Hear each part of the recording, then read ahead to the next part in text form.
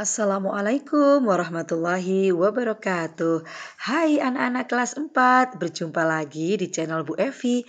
Kita akan melanjutkan pembelajaran tematik pada tema 6, cita-citaku. Subtema 1, hebatnya cita-citaku, pembelajaran 2. Ayo anak-anak, kita mulai belajar pada hari ini dengan membaca doa terlebih dahulu. Dan jangan lupa selalu dukung channel ini ya dengan cara subscribe, like, komen, dan share ke teman-teman kalian.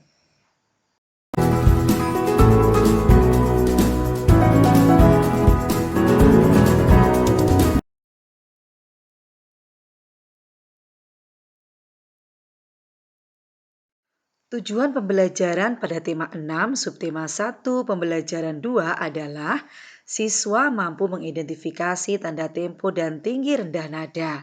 Yang kedua, siswa mampu bernyanyi dengan tempo yang berbeda. Yang ketiga, siswa mampu mengidentifikasi ciri-ciri puisi yang berkaitan dengan akhir baris pada bait. Dan yang keempat, siswa mampu membuat kesimpulan tentang daur hidup makhluk hidup yang berbeda. Setiap orang ingin memiliki pekerjaan ketika dewasa. Keinginan itulah yang disebut cita-cita. Kita harus rajin belajar agar dapat meraih cita-cita. Pada gambar di samping ini terdapat Siti yang bercita-cita menjadi seorang peneliti tumbuhan dan hewan. Ia suka sekali mempelajari pengetahuan tentang tumbuhan dan hewan. Banyak buku tentang hewan dan tumbuhan yang dibacanya. Pengetahuan itu digunakan Siti sebagai bekal untuk merawat hewan peliharaannya dan tumbuhan yang ditanamnya. Siti memelihara beberapa ekor kelinci di rumahnya. Kelinci-kelinci itu bermain bebas di belakang rumah Siti yang asri. Ada beberapa pohon tumbuh di halaman belakangnya. Pohon yang rindang menjadikan udara sejuk. Siti senang menghabiskan waktunya di sana untuk menyiram tanaman dan memberi makan kelincinya. Apakah kamu melihat kupu-kupu yang hinggap pada bunga yang sedang mekar? Kamu tentu ingat ada sebuah lagu tentang kupu-kupu.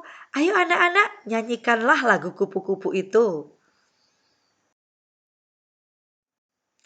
Lagu ini berjudul Kupu-kupu yang Lucu, ciptaan Ibu Sud.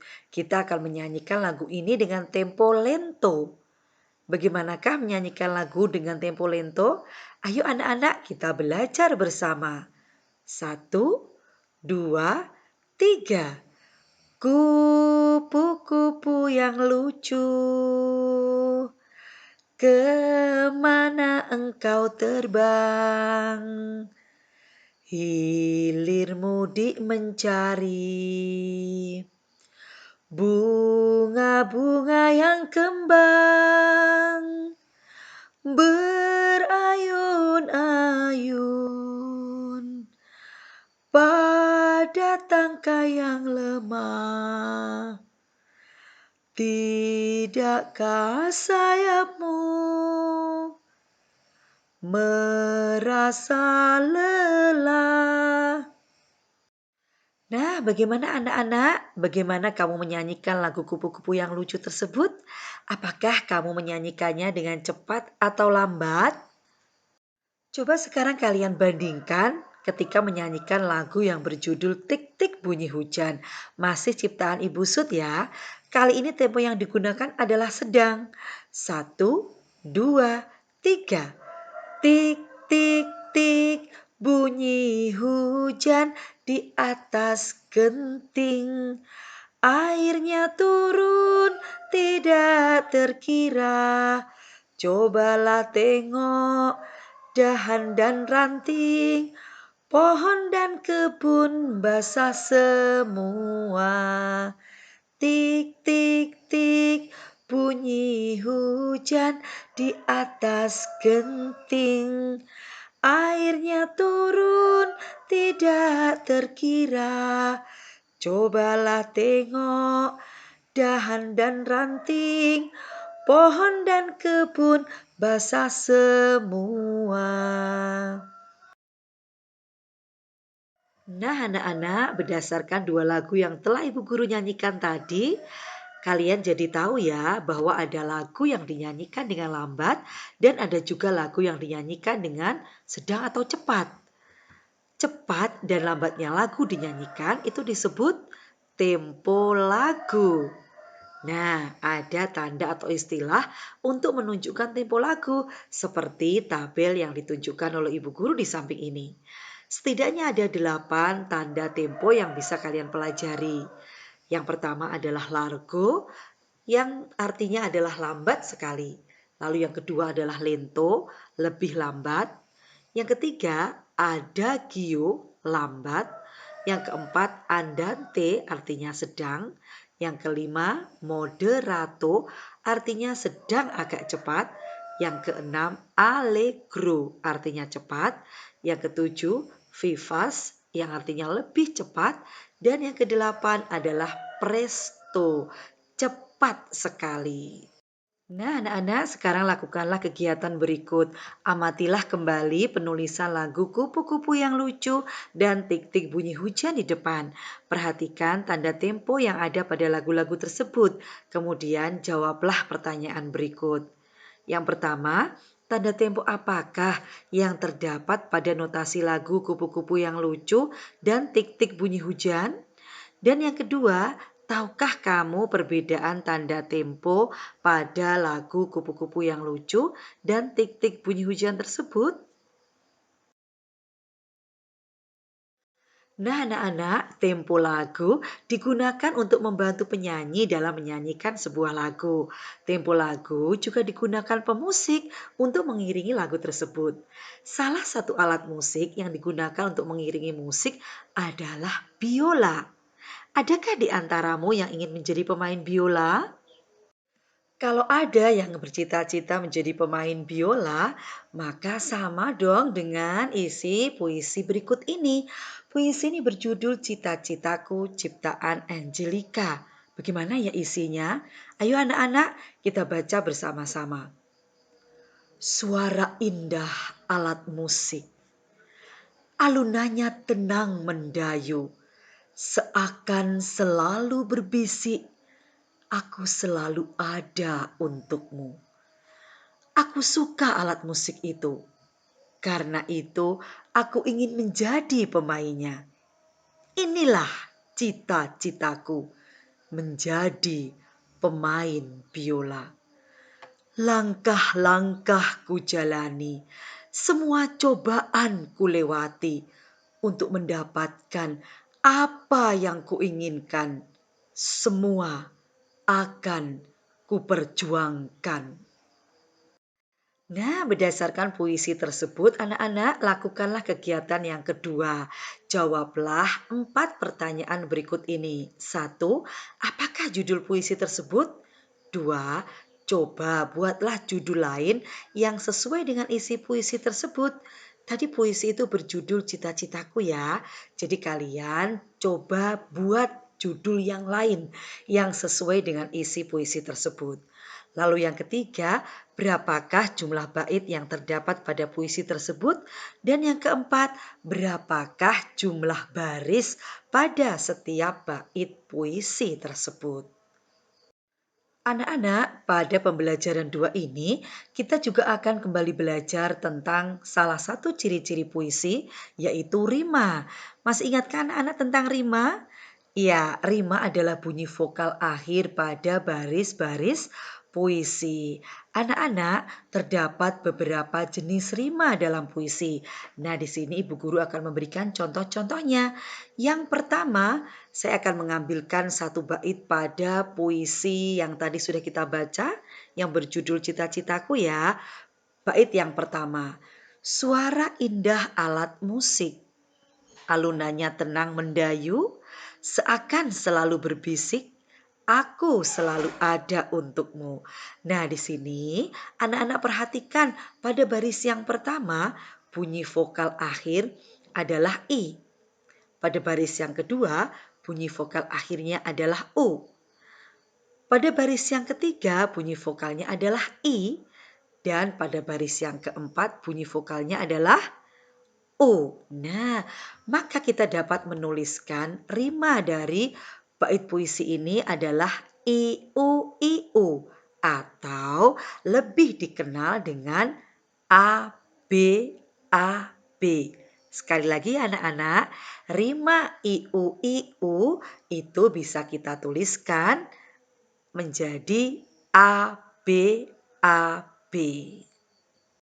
Nah, sekarang contoh yang kedua. Di sini ada satu bait puisi lagi.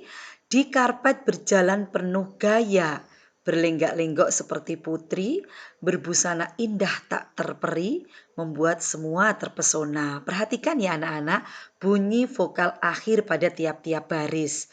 Baris yang pertama bunyi vokal akhirnya A, baris yang kedua I, baris ketiga I, baris keempat A.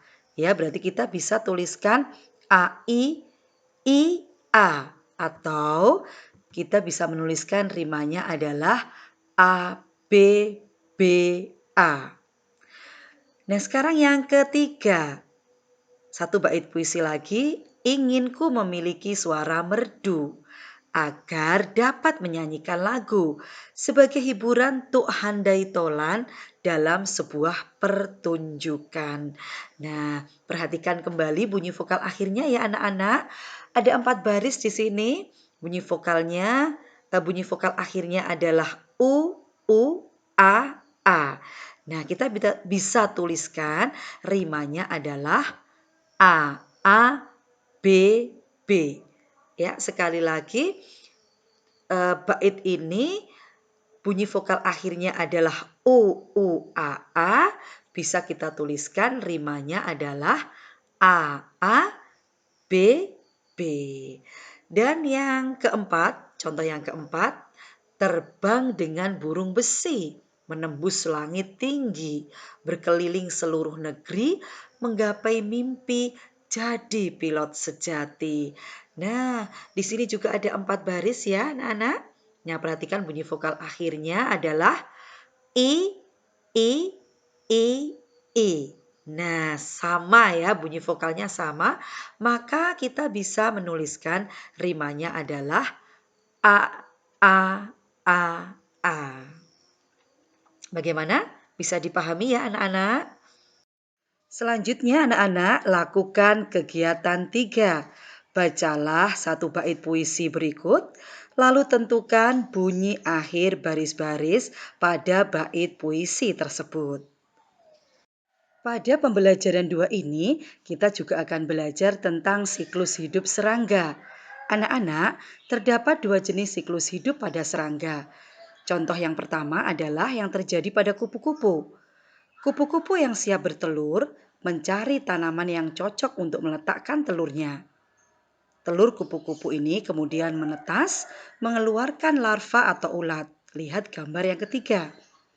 Kemudian larva berubah menjadi pupa atau kepompong pada gambar yang keempat. Dan gambar yang kelima, kepompong akan menetas menjadi kupu-kupu. Nah, kupu-kupu ini mengalami metamorfosis sempurna. Siklus hidup yang mengalami perubahan bentuk tubuh dan melalui tahapan pupa atau kepompong. Siklus hidup pada serangga yang kedua contohnya adalah belalang. Belalang mengalami siklus hidup yang dimulai dari belalang dewasa siap bertelur, gambar 1. Kemudian gambar yang kedua adalah telur belalang. Ketika telur belalang ini menetas, maka akan menjadi nimfa tak bersayap, gambar yang ketiga. Dan gambar yang keempat adalah nimfa bersayap. Belalang ini mengalami metamorfosis tidak sempurna, siklus hidup yang mengalami perubahan bentuk tubuh dan tidak mengalami tahapan pupa atau kepompong. Nah, sebagai bahan untuk berlatih bagi anak-anak, lakukan kegiatan 4 ya. Ayo sebutkan jenis metamorfosis hewan berikut. Ada 4 hewan yang harus anak-anak sebutkan apa jenis metamorfosisnya. Gambar yang pertama adalah nyamuk. Gambar yang kedua adalah capung.